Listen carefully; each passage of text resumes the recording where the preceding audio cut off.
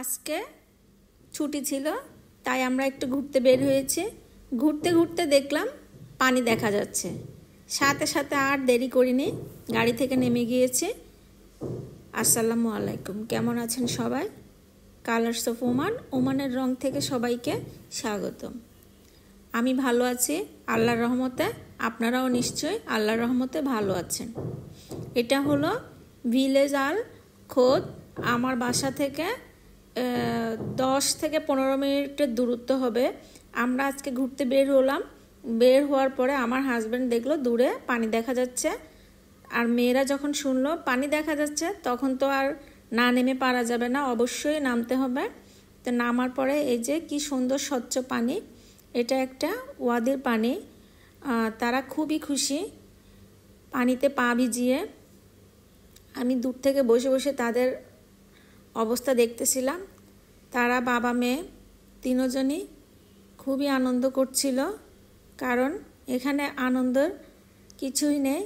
যখনই একটুখানি এরকম পানি পাওয়া যায় সেখানে কিছু মানুষের সমাগম দেখা যায়, না হলে কোথাও মানুষের এত সমাগম দেখা যায় না। তো এখানে একটুখানি পানি দেখার কারণে এখানে অনেক Indian family, Pakistani family, Omani family দেখলাম সবাই বসে বসে আনন্দ উপভোগ করছে।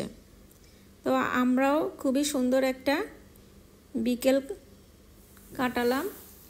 চারিদিকে পানি থাকার কারণে কিছু সবুজের ছোঁয়া দেখা গেল। এই যে কাশবন অনেক দিন পরে দেখলাম।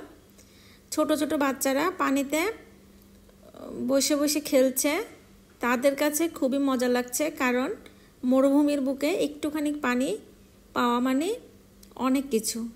সবাই পানির মধ্যে ভিজিয়ে ভিজিয়ে খেলা করছে, বিশেষ করে ছোট বাচ্চাদের পানি দেখলে তো তাদের আর কিছুই লাগে না। এই যে এখানে আমরা বিকালবেলা বাসা থেকে চা বানিয়ে নিয়ে আসছিলাম, কারণ এখানে আশেপাশে কোনো রেস্টুরেন্ট নেই। তো আমরা চা খাচ্ছিলাম, বিস্কিট খাচ্ছিলাম, খুবই মজা লাগছিল। মনে হচ্ছে যে গ্রামের বাড়িতে বেড়াতে এসেছি। খোলা আকাশের নিচে চারিদিকে মানুষ থাকার কারণে জায়গাটা আরও বেশি সুন্দর লাগছিল। আসলে যে কোনো জায়গাতে মানুষ থাকলেই তখন সেটা আরও বেশি সুন্দর হয়, মানুষ ছাড়া ভালোই লাগে না। এখন এখানে একটু পানি থাকার কারণে কিছু মানুষের দেখা পাওয়া গিয়েছে। আমাদের ঘোরাঘুরি করা শেষ, এখন আমরা বাসায় চলে যাচ্ছি। আবার নতুন কোনো জায়গায় নতুন কোনো ব্লগ নিয়ে আপনাদের সামনে চলে আসব ইনশাল্লাহ।